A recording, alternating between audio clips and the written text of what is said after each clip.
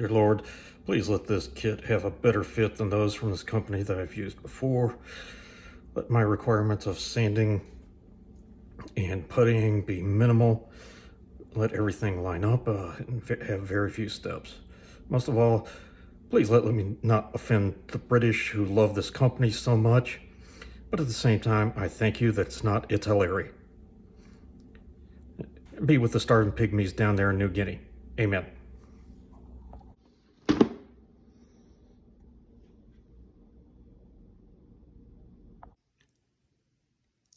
There are plenty of YouTube channels with great modelers who have great production skills. This is not one of them.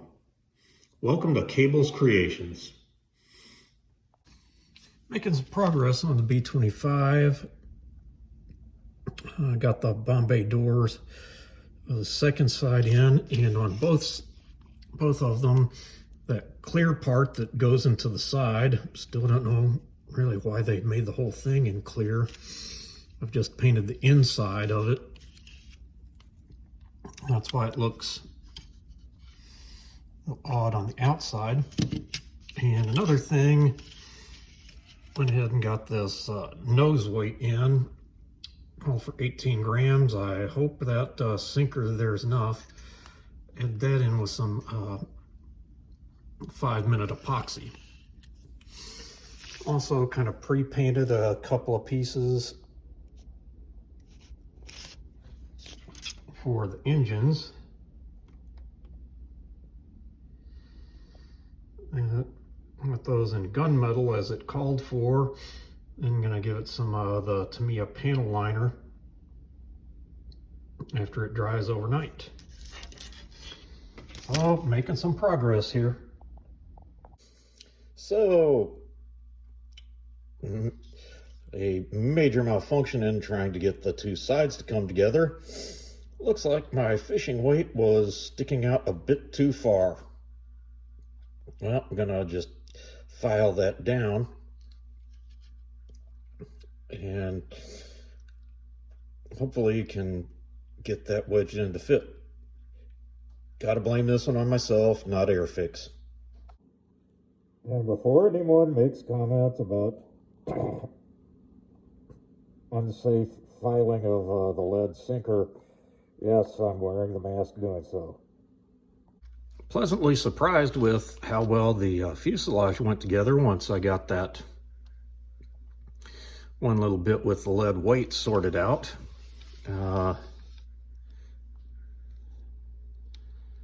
Really not much of a gap there. Yep, just sand it down and use a little sprue goo to fill in the gaps, if there is one after I sand it down. So while I was working on the Merkava, still got some work on the B25. I've put in some sprue glue along the seam line, and just feeling it, I could tell there was like a small step, like just something you could feel with like running your fingernail against it. I've got masked it off with the tape and then put in sprue goo. I also added this insert that goes where the turret would be, and there was a pretty good gap right there, so I filled it in with some styrene sheet. I'll give that overnight to cure up and then trim that styrene down and get everything sanded. After it's all sanded, I'm gonna go ahead and spot prime it before adding the wings. I've just found that making sure that I've got that area real nice and sanded and smoothed out, so much easier to sand that out before you put the wings on.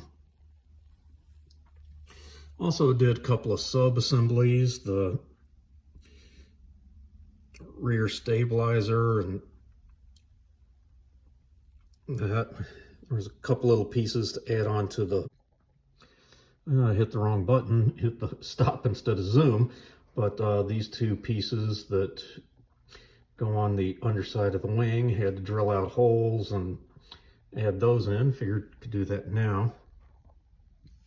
Also went ahead and built up most of the engine assemblies, and then was getting ready to paint some of these parts interior green on the inside, including those parts, and discovered there was a sink mark.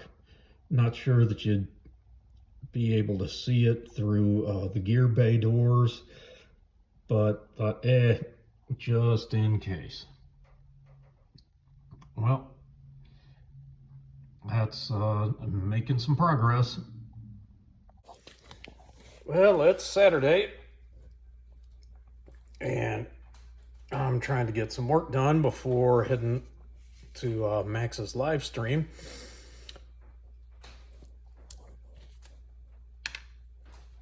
And made some progress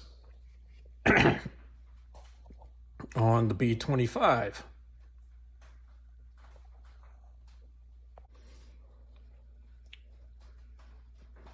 So I filled the gaps, and what I've got it masked off for now is some spot priming. I'm going to use some Badger styling res for that. It seems to work good as at filling like little micro scratches, and maybe just that last little bit before I get more assembly done, and then, prime the whole thing at that point. Also decided to give a try at some super detailing on these engines. So I took some of those micro drills that I got from Harbor Freight just yesterday, and I've drilled out 14 little holes down inside there and 14 little holes on there for the spark plug wires. And I'm also wondering, okay, just how well is that actually going to be seen once I get the cowl on?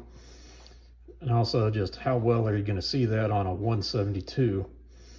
Like, good practice for getting it on like 148 scale aircraft later. And of course, actually I've re-glued this part because the two parts of the cylinders snapped apart as I was drilling, and that top part, the cap on the engines, that one popped off as I was working on drilling the holes. I figured I'll go ahead and get my wires in before I re-glue that. And here's some of that new 0.010 wire I bought yesterday. Little trick, picked this off of a Will Pattison video. So I dropped some paint into that well and put the wire in it, and then just draw it right through with a finger over the top of it, gloved finger. This time just run it through, and then I hung it up on a clip to dry. Well, that's it for today, or at least so far. I'll try to show you as things progress with putting the wires in. Well, I got that one all done, and then I ran out of wire. Got another one drying right now. So what I did was I had one long segment that I kept cutting. And in fact, he kept getting shorter and shorter with some of the wires, trying to stretch it out and have enough. But the way to make sure that that doesn't happen to you is to cut the number of wires you need at an appropriate size and then do them individually, or cut way longer than you think you'll need. Actually, that's what I did, and nope, not long enough. But hey, that's the kind of things that spurred me to make this channel. Okay, I got all these spark plug wires in, or at least installed it where the distributor would be. I bit in a few already to just to get them in place, making sure that I had enough length on them. And so I'll let those sit and finish putting them in either after the live stream, which is starting in about 12 minutes, or just put that off till maybe tomorrow morning, or maybe even next time I'm back. Oh, inspecting after the primer, and trying to keep it in focus. Maybe just a hint of a panel line there, maybe there.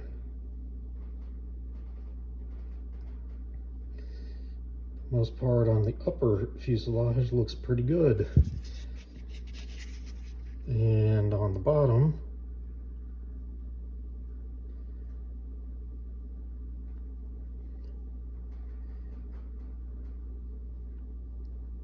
those, that's like I think those, I treat those as like seam lines. Just a little bit right there. I'm gonna have to think about that one, because that's on the bottom. Not that likely to be seen, but I'll know it's there. Might try just a little bit of Mr. Surfacer 500 right on that spot. And as for these guys, well, looks like I'm gonna have to wait till next week to get those into the holes that I've drilled. Not sure how much they're going to be seen, but I'm going to view that largely as practice for larger scales where it might be more visible. Well, it's Sunday, time to pack up for the week and head off to my work week at the Southern secret hideout. But I'll probably be posting this on Friday so that things are spread out just a little bit, but keeping things showing up for you guys. Well, once again, showing you my work to hopefully make you feel better about yours.